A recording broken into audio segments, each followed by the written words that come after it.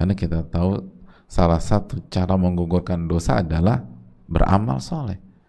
Wa atbi'is sayyi'atal hasanata tatamhuha. Dan ikutilah perbuatan buruk dan perbuatan baik, niscaya perbuatan baik itu akan menghapus perbuatan buruk. Dan sebelumnya kan Ibnu Qayyim membawakan hadis tentang puasa Arafah. Sesungguhnya inna shauma yaumi Arafah, sesungguhnya puasa hari Arafah menghapuskan dosa 2 tahun. Dan puasa hari Asyura menghapuskan dosa 1 tahun. Tapi puasa seperti apa?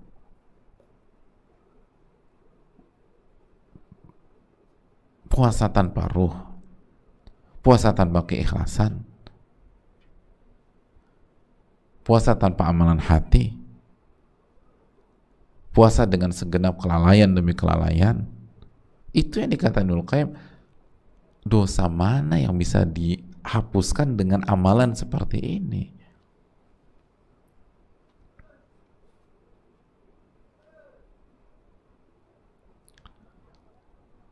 Hadirin Allah muliakan.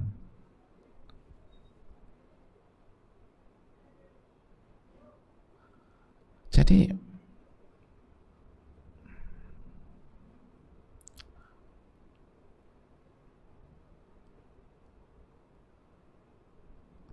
ini penting, makanya kaidahnya adalah parameternya bukan hanya sekedar beramal.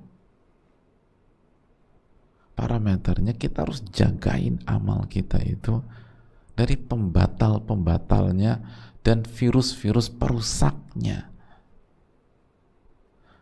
Bukan hanya puasa Ramadan, bukan hanya jadi istri, bukan hanya jadi ibu, tapi kita harus juga jagain bagaimana puasa kita itu terjaga keikhlasannya. Kita harus jagain bagaimana peran kita jadi istri itu terjaga keikhlasan dan kejujurannya. Saat kita pegang anak kita, kita harus menjaga bahwa detik-detik bersama anak-anak kita itu benar-benar hanya mengharapkan ridha Allah, bukan sisi ibunya yang nomor 1 ditampilkan. Itu hal penting.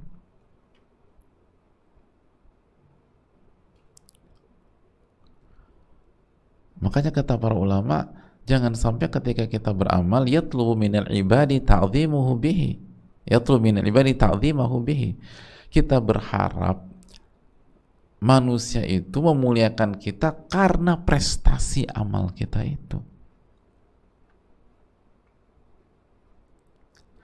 Kita puasa, kita berharap manusia ngangkat kita karena puasa kita. Kita khatamkan Al-Quran di Ramadan karena kita berharap manusia itu mengagumi kita. Karena kita bisa khatam 5 kali, kita bisa khatam 6 kali, kita bisa khatam 10 kali.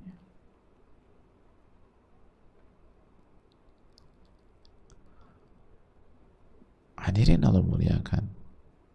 Kita jadi istri itu kita berharap mendapatkan feedback dari suami. Suami penuhi keinginan kita, suami kasih perhatian sama kita. Betul hadirin, suami harus memberikan perhatian dan baik dengan istri. Tapi kita sebagai istri, pada saat menjalankan tugas-tugas kita sebagai istri, bukankah lebih baik kita benar-benar mencari ridha Allah dan ikhlas kepada Allah?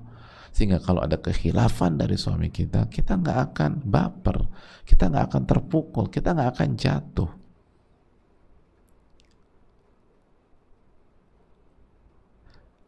Betul, anak-anaknya harus berbakti sama orang tuanya dan harus diajarkan berbakti sama orang tuanya.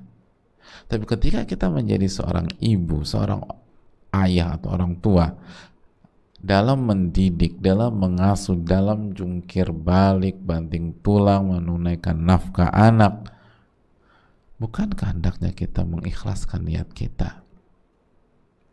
Sehingga kalau terjadi kekhilafan di tengah-tengah anak dan mereka tidak memenuhi hak kita sebagai ibunya, kita nggak akan terpukul. Karena tujuan kita bukan untuk mendapatkan feedback, tujuan kita adalah mencari ridha Allah. Qul inna salati wa nusuki wa mahyaya wa mamati lillahi rabbil alamin la syarikalah, sesungguhnya salatku, ibadahku, sesembelihanku, hidupku dan matiku aku persembahkan untuk Allah Subhanahu wa taala.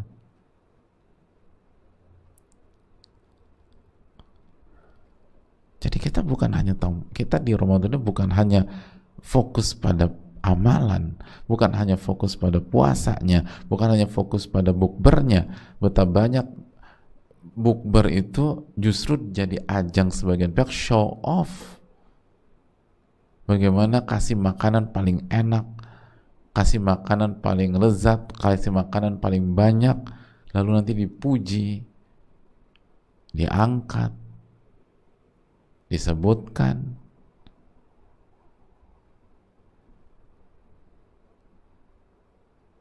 Dan terbukti ketika nggak ada yang muji makanan buatan kita enak, kita sedih.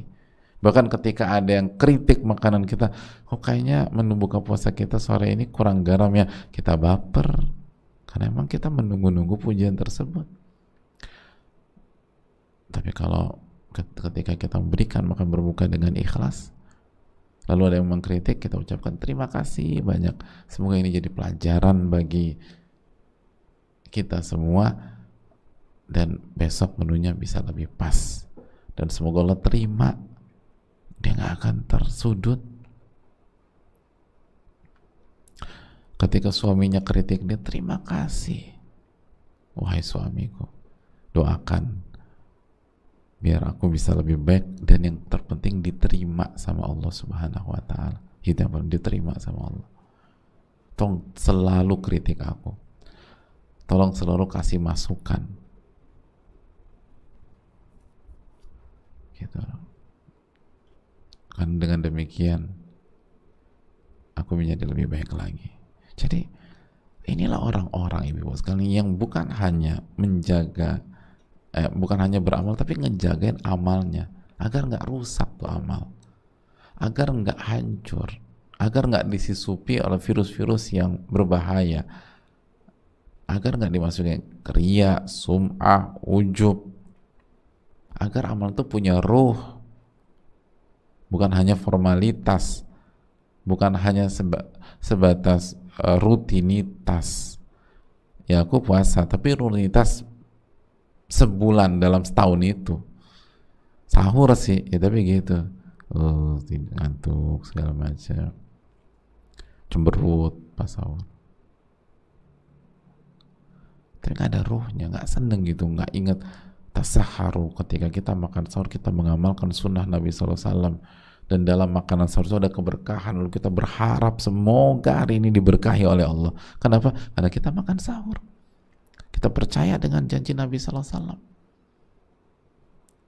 walaupun cuma seteguk air. Kok lu nggak sahur? Lagi nggak mood.